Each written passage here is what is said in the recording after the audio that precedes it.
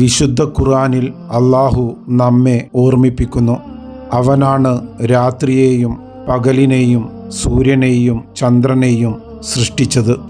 ഓരോന്നും ഓരോ പന്ഥാവിൽ സഞ്ചരിച്ചു കൊണ്ടിരിക്കുന്നു. അല്ലാഹുവിൽ നിന്നുള്ള ഒരു അനുഗ്രഹമാണ് സമയം.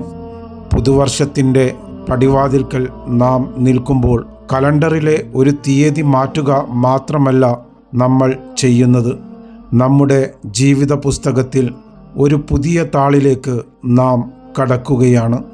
കൊഴിഞ്ഞു പോകുന്ന ഈ വർഷം നമുക്ക് സന്തോഷത്തിൻ്റെ നിമിഷങ്ങളും കഷ്ടപ്പാടുകളുടെ പാഠങ്ങളും ഇന്നത്തെ നമ്മളെ രൂപപ്പെടുത്തിയ അനുഭവങ്ങളും നൽകി. പുതുവത്സരം നമ്മെ ഓർമ്മിപ്പിക്കുന്നത് ചിന്തിക്കാനും പശ്ചാത്തപിക്കാനും മെച്ചപ്പെടുത്താനും വളരാനുമുള്ള ഒരു അവസരമാണ്. അല്ലാഹുവിൻ്റെ സവിശേഷമായ കാരുണ്യം അതിന് എപ്പോഴും നമുക്ക് ഒരു പുതിയ തുടക്കത്തിൻ്റെ വാതിൽ തുറന്നു നൽകുന്നു. ശബ്ദങ്ങളാലുള്ള കൊട്ടിഘോഷങ്ങളിലോ നിറങ്ങളുടെയും പ്രകാശത്തിൻ്റെയും പ്രസരിപ്പിലോ അല്ല യഥാർത്ഥ ആഘോഷം, മറിച്ച് അല്ലാഹുവിനെ സ്മരിക്കുന്നതിലും അവൻ്റെ സൃഷ്ടികളെ പരിപാലിക്കുന്നതിലുമാണ്. അല്ലാഹു നമുക്ക് ഉറപ്പ് നൽകുന്നു. തീർച്ചയായും അല്ലാഹുവിനെ ഓർക്കുന്നതിലൂടെയാണ് ഹൃദയങ്ങൾ ശാന്തമാകുന്നത്.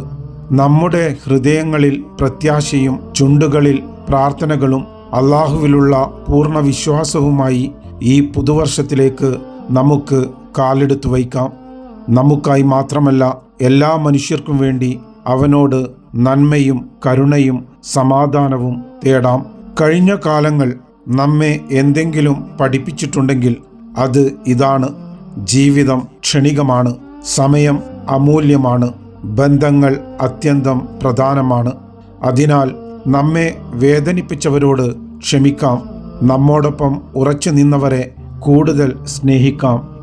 കൃതജ്ഞതയിൽ നിറഞ്ഞതും ക്ഷമാശീലത്തിൽ വിശാലമായതും അല്ലാഹുവുമായി കൂടുതൽ ആഴത്തിൽ ബന്ധപ്പെട്ട് നിൽക്കുന്നതുമായ ഹൃദയങ്ങൾ ഉണ്ടാക്കിയെടുക്കുക എന്നതാണ് മാറ്റം. നമുക്ക് ഇങ്ങനെ പ്രാർത്ഥിക്കാം: അല്ലാഹുവേ, ഈ വർഷത്തെ കഴിഞ്ഞ വർഷത്തേക്കാൾ മികച്ചതാക്കിയണമേ. നമ്മുടെ വീടുകളിൽ ഐശ്വര്യവും ഹൃദയങ്ങളിൽ സമാധാനവും കർമ്മങ്ങളിൽ ആത്മാർത്ഥതയും വാക്കുകളിൽ ദയയും നിറയ്ക്കണമേ. ആമീൻ.